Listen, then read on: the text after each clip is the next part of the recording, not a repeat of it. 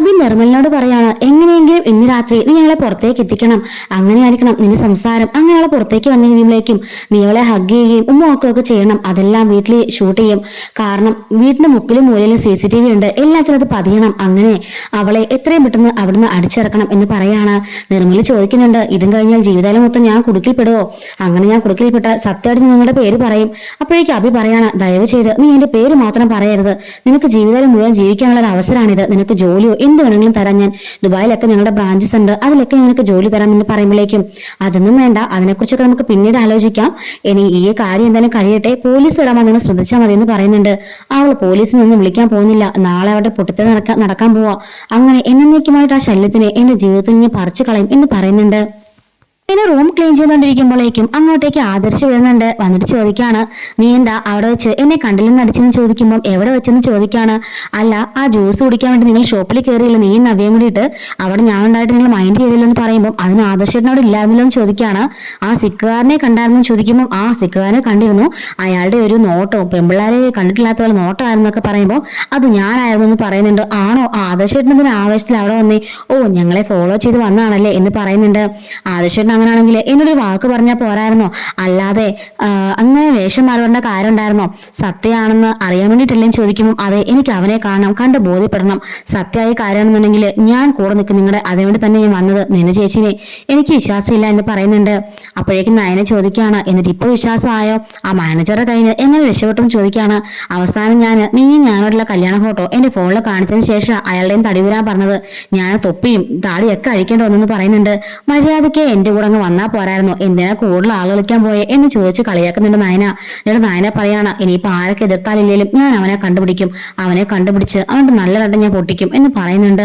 അപ്പോഴേക്കും ആദർശ് പറയാണ്, വീട്ടിലും നാട്ടിലും ഒക്കെ അറിഞ്ഞ് ആകപ്പാട് നാറ്റയ്ക്ക് സാവെന്ന് പറയുമ്പോൾ ആരും ഒന്നും അറിയാൻ പോകുന്നില്ല, അത് ആരും അറിയാതെ എല്ലാം ഞാൻ സൈഡിൽ ഒതുക്കി തീർക്കും, എനിക്കെന്റെ ചേച്ചിയുടെ ഭാവി വലുതാണ് എന്ന് പറയുന്നുണ്ട്. അപ്പോഴേക്കും ആദർശേട്ടനെ കൂടെ നിൽക്കാൻ പറ്റുമെന്നുണ്ടെങ്കിൽ നിൽക്ക് എന്ന് നയന പറയുന്നുണ്ട്. ഇതേ സമയത്ത് തന്നെ അനിയാണെങ്കിൽ വിഷമിച്ചിരിക്കുകയാണ്. അമ്മ വിളിച്ചപ്പോൾ നന്ദുവിന്റെ അമ്മ അവളോട് പറഞ്ഞു കാണില്ല, അല്ലെങ്കിൽ ഉറപ്പായിട്ടും അവൾ എന്നെ വിളിച്ചേനെ, ഇനി അങ്ങോട്ട് വിളിക്കുന്നത് ശരിയല്ല എന്ന് പറഞ്ഞ് അനി സങ്കടപ്പെട്ടിരിക്കുകയാണ്. ഇതേ സമയത്ത് ഉറങ്ങുന്ന നന്ദുവിനെ തലോടിക്കൊണ്ട് അവര് പറയുന്നുണ്ട്, കനകം പറയാണ്, മോളെ എന്റെ മോളുടെ മനസ്സ് എന്തുമാത്രം വേദനിക്കുന്നുണ്ടെന്ന് അമ്മയ്ക്കറിയാം, ഇന്നാ പയ്യൻ വിളിച്ചതും നിന്നോട് സംസാരിക്കാമെന്ന് എനിക്ക് മനസ്സിലായി, പക്ഷേ അനാമിക ഇങ്ങനെ നിൽക്കുമ്പോൾ ഒരിക്കലും നമുക്ക് ചേരാത്ത ബന്ധാ മോളെ അത്, അതുകൊണ്ടാ എന്റെ മോളെ അമ്മ ഇങ്ങനെ തടയുന്നത്, എന്റെ മോക്ക് വിഷമാണെന്നൊക്കെ അമ്മക്ക് അറിയാം, മോള് വിഷമിക്കണ്ട, ഇതിൽ നല്ലൊരു ബന്ധം എന്റെ മോക്ക് അമ്മ കണ്ടുപിടിച്ചു തരും എന്നൊക്കെ പറഞ്ഞ് കനകം അവളെ കെട്ടിപ്പിടിച്ച് കിടക്കാണ്.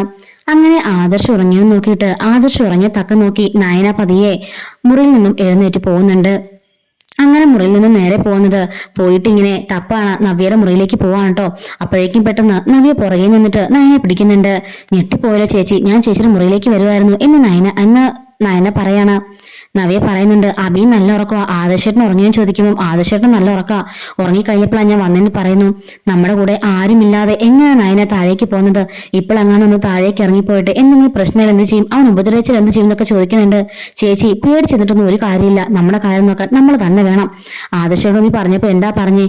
ആദർശേട്ടന് അവനെ കണ്ട് വിശ്വസിക്കണം, എങ്കിലും മാത്രമേ കൂടെ നിൽക്കുള്ളൂ എന്നാ പറഞ്ഞേ, അതുകൊണ്ട് ഞാൻ ആദർശേട്ടന്റെ സഹായം ഒന്നും ചോദിച്ചില്ല, നമുക്ക് നമ്മൾ മാത്രം മതി, നമ്മളെ കാക്കേണ്ടത് നമ്മൾ തന്നെയാ, മറ്റുള്ള ഡിപ്പെൻഡ് ചെയ്തിട്ട് യാതൊരു കാര്യമില്ലെന്ന് നയന പറയുന്നുണ്ട്. എനിക്ക് ആദർശം ഉറക്കം എണീച്ചിട്ടോ. ആദർശം നോക്കുമ്പോഴേക്കും നയനെ കാണുന്നില്ല. ഈ രാത്രിയില് ഇവൾ എവിടെ പോയതാ, ഇനി വല്ല ഗുലുമാൻ ഉണ്ടാക്കാൻ പോയതാണോ എന്നും പറഞ്ഞിട്ട് ആദർശ് പെട്ടെന്ന് തന്നെ റൂമിൽ നിന്നിറങ്ങി അങ്ങോട്ടേക്ക് വരുന്നുണ്ട്. അപ്പൊ നവ്യ നയനെ ബാ ചേച്ചി താഴേക്ക് പോകാമെന്നും പറഞ്ഞിട്ട് അവർ താഴേക്ക് പോകുന്നത് ആദർശ് കാണുന്നുണ്ട്. മിക്കവാറും ഇത് അവനെ പിടിക്കാനുള്ള പോക്കാ രണ്ടും കൂടെ. ഈശ്വര, എന്തെങ്കിലും പ്രശ്നം ഉണ്ടാക്കുവോ? ഇവർ ഒറ്റയ്ക്ക് വിട്ടാൽ പറ്റില്ല, ഞാനവിടെ കൂടെ ചെല്ലാന്ന് പറഞ്ഞിട്ട് ആദർശം അവരുടെ കൂടെ തന്നെ അവരറിയാതെ പുറകെ ഇറങ്ങി ചെല്ലുന്നുണ്ട്. ഇതേ സമയത്ത് തന്നെ അബിയാണെങ്കിൽ ഇവള് പോകുന്ന വിവരമെല്ലാം അബി അറിയുന്നുണ്ട്. അപ്പൊ അറിയാത്ത ഭാവത്തില് അവിടെ ഉറങ്ങിക്കിടന്ന് അഭിനയിച്ച് കിടക്കാണ്. അങ്ങനെ നയനെയും നവ്യയും കൂടിയിട്ട് അനന്തപുരിയുടെ പ്രധാന വാതിലൊക്കെ തുറന്നിട്ട് അവര് മുറ്റത്തേക്ക് ഇറങ്ങാണ്. ചേച്ചി ഞാൻ പോവാന്ന് പറയുമ്പോൾ നീയോ, എന്തിനാ നീ പോന്നേ? നീ പോവണ്ട, എനിക്ക് വേണ്ടി അല്ലെങ്കിൽ തന്നെ നീ ഒരുപാട് പഴി കേട്ടു, ഇനി നിന്നെ പഴിയേക്കാൻ ഞാൻ സമ്മതിക്കില്ല, നീ പോവണ്ട എന്ന് പറയുന്നുണ്ട്. അപ്പോഴേക്കും നയനെ പറയാണ്, ഇങ്ങനെ ചേച്ചിനെ എനിക്കും ആവശ്യം, കൂടപ്പുറപ്പോട് സ്നേഹമുള്ള ചേച്ചി, ഈ ചേച്ചിക്ക് എന്ത് ചെയ്യാൻ ഞാൻ തയ്യാറാ, ചേച്ചി വിഷമിക്കണ്ട, ചേച്ചി ഇന്ന് പോയാൽ ശരിയാവില്ല, ഞാനാ പോകാൻ പോകുന്ന അവന്റെ മുമ്പില്. അപ്പോഴേക്കും നവ്യ പറയാണ്, അവൻ ജിമ്മനാ, നമ്മൾ വിചാരിക്കുന്ന പോലെ ഒന്നും അല്ല, അവൻ നിന്നെ എന്തെങ്കിലും ചെയ്താൽ എന്ത് ചെയ്യാൻ ചോദിക്കുമ്പോൾ അതൊന്നും ചെയ്യാൻ പോകുന്നില്ല, ചേച്ചി വിഷമിക്കാതെ എന്ന് പറയുന്നുണ്ട്. ഇതേ സമയത്ത് ഇവരെ പുറകിൽ വന്നിട്ട് ആദർശ് ഇവര് കാണാതെ ആ പോലീസിനെ ഫോൺ ചെയ്തിട്ട് ഇങ്ങനെ കാര്യങ്ങളൊക്കെ പറയുന്നുണ്ട്. നിർമ്മല വരുന്നുണ്ട്. അപ്പം അവൻ ഉപദ്രവിക്കാൻ സാധ്യതയുണ്ട്, പോലീസുകാരെ ഇങ്ങോട്ട് അയക്കണം എന്നൊക്കെ പറയുമ്പോൾ അയാൾ പറയുന്നുണ്ട്, ഓക്കെ ഞങ്ങൾ പോലീസുകാരെ അങ്ങോട്ടേക്ക് അയച്ചേക്കാമെന്ന് പറയാണ്. അപ്പൊ അബി ഇങ്ങനെ രാജകീയമായിട്ട് കാലുമേ കാലൊക്കെ വെച്ച് അവിടെ ഇങ്ങനെ ഇരിക്കുന്നുണ്ട്.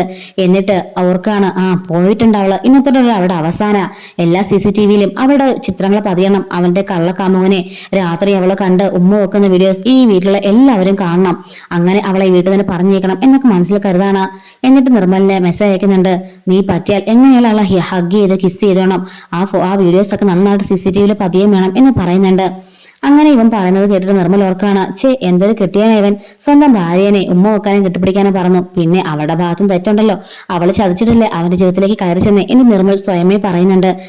എന്തായാലും പോയി നോക്കാം, എന്താവോ ഈശ്വര ഇനി ഞാൻ പെടുവോ എന്നൊക്കെ ആലോചിച്ചുകൊണ്ട് നിർമ്മൽ ഇങ്ങനെ നിൽക്കുന്നുണ്ട്. നയന പറയാണ്, ചേച്ചി ഇവിടെ എവിടെയെങ്കിലും മാറി നിന്നോ, അവന് മനസ്സിലാവണ്ട, നമ്മുടെ ഹൈറ്റും വെയിറ്റും ഒക്കെ ഒരേപോലെ ആയതുകൊണ്ട് തന്നെ അവന് പെട്ടെന്ന് കാര്യം പിടിയിട്ടില്ല, അവനുള്ളത് ഞാൻ കൊടുത്തോളാം എന്ന് പറയുന്നുണ്ട്. അപ്പൊ നവ്യയും നയന ഒരുമിച്ചാണ് ഇറങ്ങിപ്പോയെന്നുള്ള കാര്യം അബിക്ക് അറിയില്ല. നവ്യ മാത്രമാണ് പോയെന്നോർത്താണ് അബി നിൽക്കുന്നത്. അങ്ങനെ നയന അവളുടെ സാരി എടുത്ത് തലയൊക്കെ ഇട്ടതിന് ശേഷം മുഖം ഇങ്ങനെ മൂടി പിടിക്കുന്നുണ്ട്. അങ്ങനെ മൂടി പിടിച്ചുകൊണ്ടാണ് ഗേറ്റിന്റെ വെളിയിലേക്ക് വരുന്നത്. അങ്ങനെയെല്ലാം ആദർശും നവിയും അവിടെ നിന്ന് കാണുന്നുണ്ട്. അങ്ങനെ അബി ഇങ്ങനെ ആലോചിക്കുന്നുണ്ട്, നാളെ ആ വീഡിയോ എല്ലാവരും കാണണം, എല്ലാവരും കണ്ട് എല്ലാവരും ഷോക്ക് ആവണം, ആദ്യം ആ വീഡിയോ അയക്കാൻ പോകുന്നത് മുത്തശ്ശന്റെ ഫോണിലേക്കായിരിക്കും എന്നിങ്ങനെ അബി മനസ്സിൽ കരുതുന്നുണ്ട്.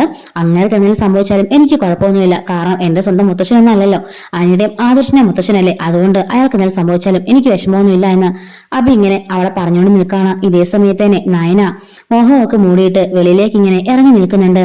അപ്പോൾ തന്നെ നിർമ്മലും അങ്ങോട്ടേക്ക് വരുന്നുണ്ട്. നിർമ്മല ഇങ്ങനെ അവളെ നോക്കി നിൽക്കാണ്. അതേ സമയത്ത് തന്നെ ആ പോലീസുകാരൻ പറഞ്ഞയച്ച 2 പേരും ഡ്യൂട്ടിയില് അപ്പുറത്ത് ഇങ്ങനെ മാറി ഒളിഞ്ഞു നിൽക്കാണ്. ആദർശാണെങ്കിലും അവിടെ ഒരു ചെടിയുടെ മറവിൽ ഇങ്ങനെ ഒളിഞ്ഞു നിൽക്കുന്നുണ്ട്. പെട്ടെന്ന് ആദർശ് അവിടെ ഒരു കല്ലെ തട്ടി വീഴാൻ പോകുമ്പോഴേക്കും ആണ് ആദർശിന് നവ്യെ കാണുന്നത്. നവ്യ ഓടി വന്നിട്ട്, ആദർശേട്ടാ എന്തിനു പറ്റിയെന്ന് ചോദിക്കാണ്.